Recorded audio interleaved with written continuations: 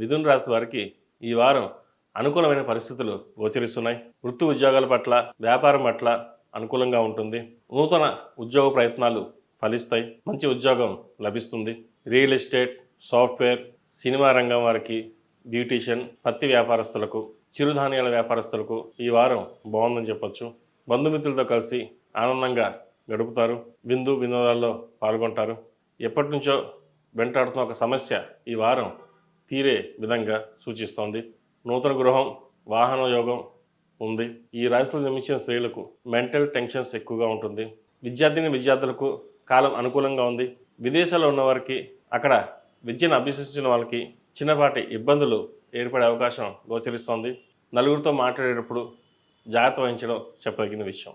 ఈ రాశిలో జన్మించిన వారికి కలిసి వచ్చే సంఖ్య 8, కలిసి వచ్చే దిక్కు తూర్పు, కలిసి వచ్చే రంగు మెరూన్.